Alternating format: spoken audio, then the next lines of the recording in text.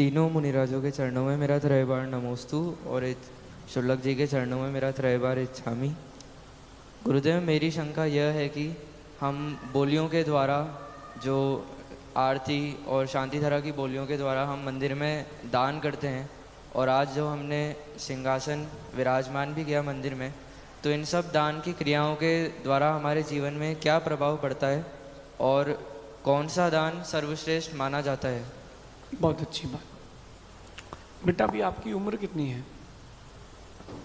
15। बहुत अच्छी बात। बेटा, यही उम्र प्रतिबोध की है, यही उम्र समझने की है।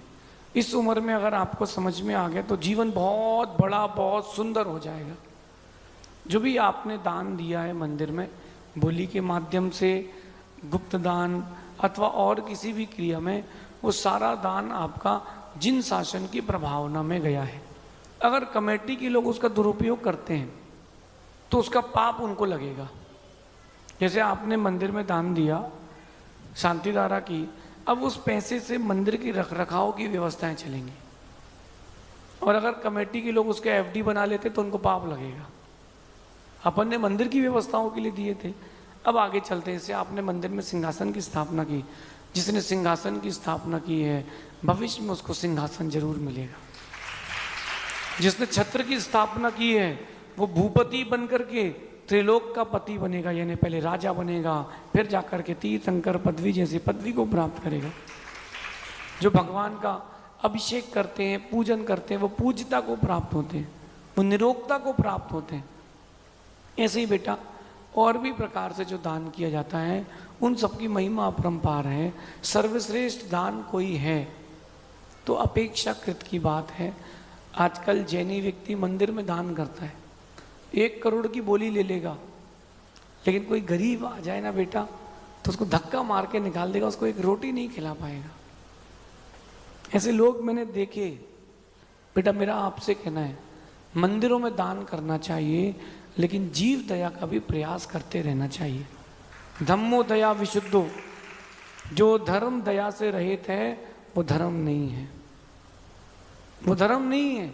इसलिए बेटा, कुछ जीव दया के लिए भी करना चाहिए, कुछ मंदिर के लिए भी करना चाहिए। कभी भी ध्यान रखना, अगर कोई ज़रूरतमंद है और आपने उसकी सही दिशा से मदद की है, कभी पैसा किसी को मत देना, आवश्यकता की चीज़ें देना, और उतनी देना जितना वो झेल पाए। तो अगर आपने ऐसा किया है तो उसकी दुआ भी लगेगी, और किसी जीव की आपने रक्षा की है तो आपकी रक्षा भी ज़रूर होगी। ऐसे अपेक्षाकृत है। बाकी सर्वश्रेष्ठ दान आहार दान है। आहार दान में चारों दान आ जाते हैं, क्योंकि आहार दान देने से मुनिराज स्वाध्याय करते हैं, फिर वो जिनवाणी का दान हो गया, उनकी आयु का संवर्धन होता है, आयु बची रहती है तो आपका अभय दान हो गया, और भोजन ही औषधि तो औषध दान हो गया अपेक्षाकृत। बाकी जिनवाणी का प्रकाशन, मैं जो मानता हूँ कि शास्त्र प्रकाशन सर्वश्रेष्ठ साधन है। जिनवाणी मंदिर अभी ऊपर होके आना बेटा, इतनी सारी जिनवाणी रखी है, ये अपन तो रहेंगे नहीं, वो जिनवाणी वहाँ सुरक्षित रहेगी, और जिनवाणी वहाँ सुरक्षित रहेगी तो आपका हजारों साल तक जिन शासन चलेगी।